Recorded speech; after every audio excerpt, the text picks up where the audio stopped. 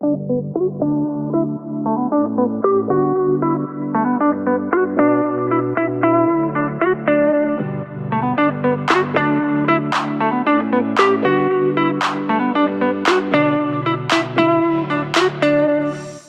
and welcome to the very first rcheli.au interview.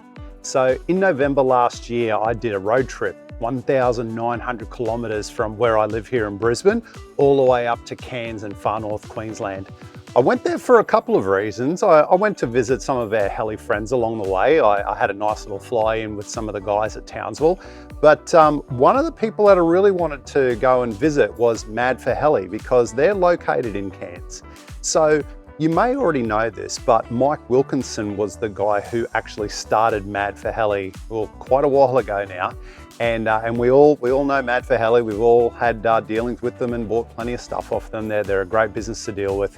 And just recently, probably it was about Easter last year, Mad4Heli operations moved from Mackay, where it originally started, and got moved to Cairns. And David Higham, who I'm sure a lot of us know, but anyway, this video is all about getting to know David. David is now the manager and basically operations guy for Mad4Heli. He and his wife are basically running it from their place in Cairns.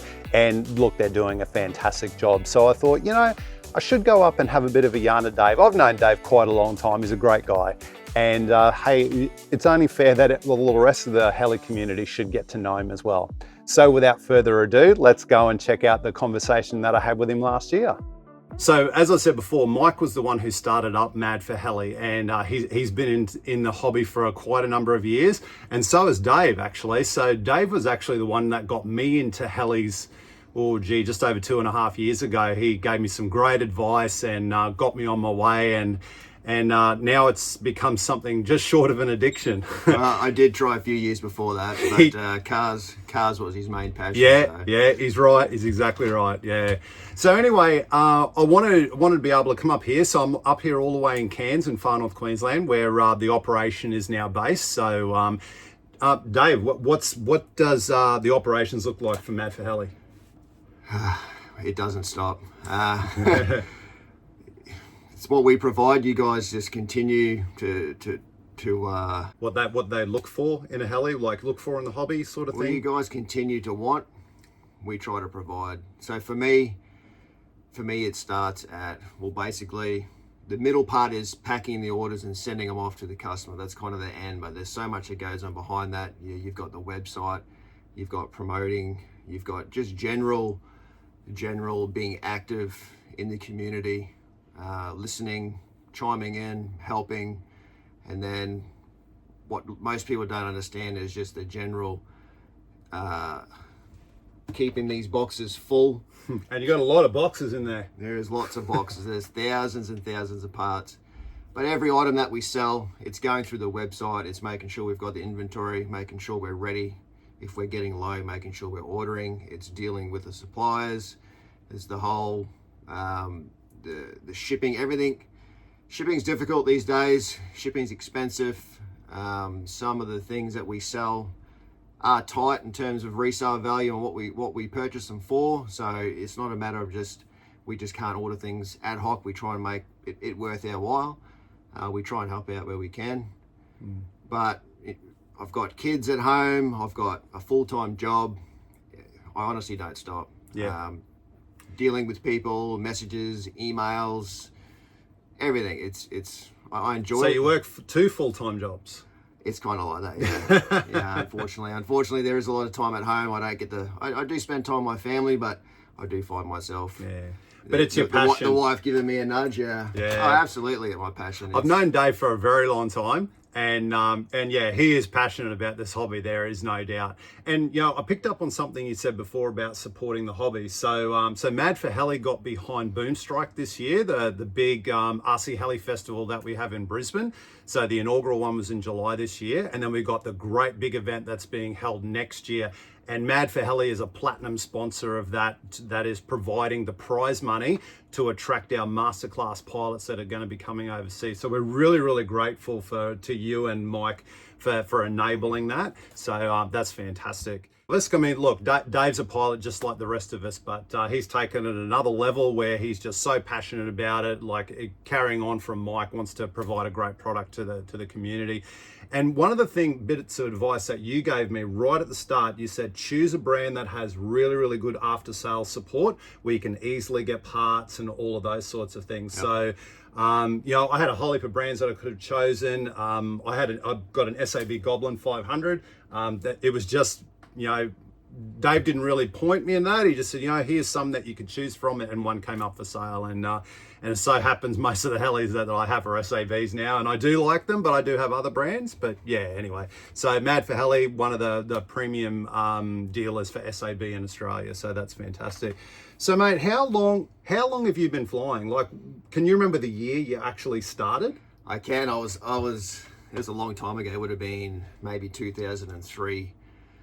I was living in Fiji. Oh wow! Working for a TV company there, and somehow I was living with a mate, and we got onto these Walkera dragonflies, and postage must have taken at least 30 days. Well, I think it was a month to get there. Oh wow! We were finishing up the job, and these things turned up, and we got these things. Funny thing, I'll get to it, but didn't know how to fly. We spent the time just crashing, and it was fun. It was enjoyable. The memorable part about it is not knowing anything about the hobby. We bought a battery, but now when I think about it, we had the nickel metal chargers, but we ended up upgrading to LiPo batteries and using the nickel metal charger to charge it. And we're wondering why this battery's puffing and it's hot as hell. And now that I think about it, I'm really surprised we didn't burn that motel down we were living in. So that went on for a little bit. Hard to find parts, didn't know how to fix them. It's a difficult hobby, being able to, you got to, not mechanically minded, but you've got to be into tinkering with stuff. And then about 2009, there was a guy at work talking about it. He was into helis, and it was still of an interest. He ended up gifting me a Blade SR and a Walkera 30B.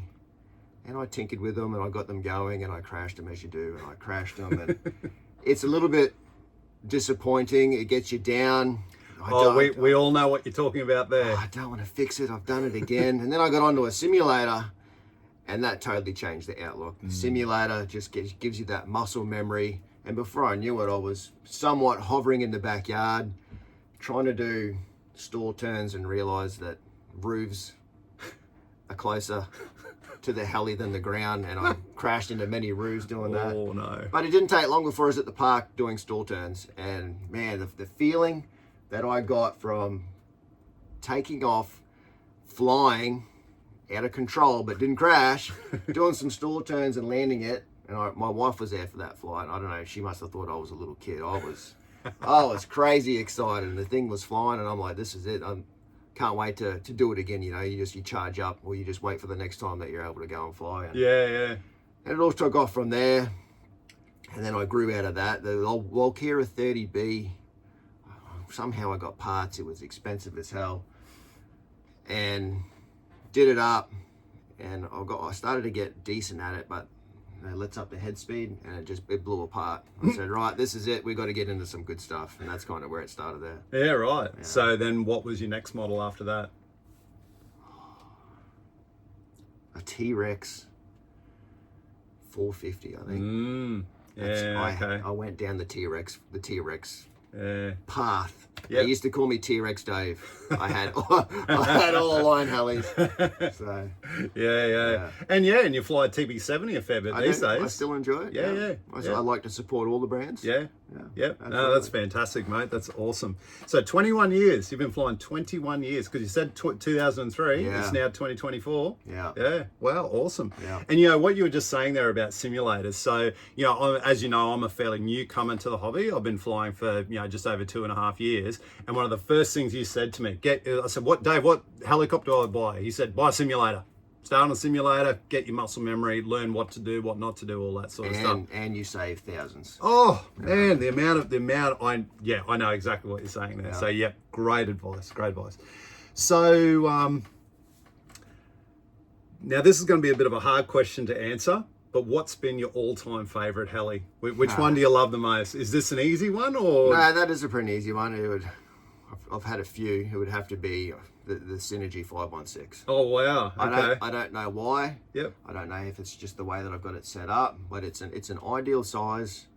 It's fairly visible, fairly nimble. It's quick. It takes a 6S pack. I don't know. It's just one of those helis where you're like, that's my go-to. I'm definitely taking that. I want to fly it. Yeah. Normally I'll fly that first to get my brain into thinking, and then I'll go to some other machines. Yeah. So you gave me advice, as I was saying before, about find a brand that's got great support behind it. Now, as most of us know, Synergy's no longer made. Which is a crying shame, because when I first got into the hobby and I saw the Synergy machines, I loved the look of them. And when I started on the simulator, that's what I was flying, because I started off on real flight. Yep. And so that was fantastic. Anyway, but you did tell me though. So Dave actually used to live in the United States. You were there for 5 years. No, 3 years. 3 years. Just 3 yep. years, yep. And I think you told me you stockpiled quite a few Synergy parts whenever you found them there. I forgot about the whole saga, and I'm like, yes, I can finally get a Synergy. And then I went looking for parts, and I'm like, oh crap, I remember what happened. I'm like, right, buy some kits. I bought 5 kits. Yep. But the secret, if you don't have parts, is just don't crash. That's the secret. And I shouldn't say that because we're going flying. I haven't done that yet. Oh, yes. Oh, well, the aim is to crash less. Touch wood. Crash less. Damn. All right. So, we're here talking about Mad4Heli. So, I suppose we better talk about Mad4Heli because, most of us know you as now the man behind Mad4Heli. Yeah. How did you get involved with Mad4Heli? Like, how did you first meet Mad Mike?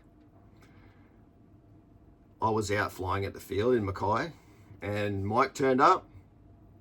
He had a store. Obviously, he didn't hide that because, trying to grow things, and he's got a business and didn't have a sub heli, and he's like, you need to get one of these, and that's it. Easy one. He was at the field. Good guy. Truth, down to earth guy. And we hung out, we flew together, and we just become friends after that. Yep. I've worked in and out of Mackay, and we've always stayed in touch. And I've always, the friendship's just gotten more and more. And now the friendship's not really helis, it's more we're really good mates. And a lot of stuff's going on in his life. And somehow it's just all worked out where it wasn't happening in his world, and I was able to manage it in my world with me and my wife. And this is what we have behind us here. Yeah, no, it's so fantastic. It's so good that you guys have taken this on. And, I know the whole community talks about the, Mad4Heli has always been a reputable business, but, and Mike's a very, very busy guy like yourself, but, that passion that you now bring to it, and Dave's wife as well. So, what would be fair to say, 85% of the dispatch comes from your wife? Oh, absolutely. Yeah. I work away. It's all her when I'm on my way. And all those other little Mentos and stuff, that's all. Actually, Dave's kids like chucking them in there as well. So, it's so good being able to see the operation and how it all works. And I suppose this probably leads me into my next question that I've got for you. What are you doing to position yourself to grow Mad4Heli? And no, let's start there, and then I'll ask you the next question. So what are you doing to make Mad4Heli grow from here? So the operation's been moved from Mackay to Cairns. What's next? Well, I suppose expansions. It's what's going on in my head is seeing what's missing in the market and just trying to provide that within Australia, so we don't have to reach outside of Australia. We all don't like waiting 2 weeks for stuff, so I'm thinking about what we need and what we can get in Australia within a few days, within reach. Stocking brands we love. We run a lot of the boutique brands parts, but it's also, we're trying to introduce just the cheaper stuff for people that don't have that budget as well. So we're just trying to cater for everyone.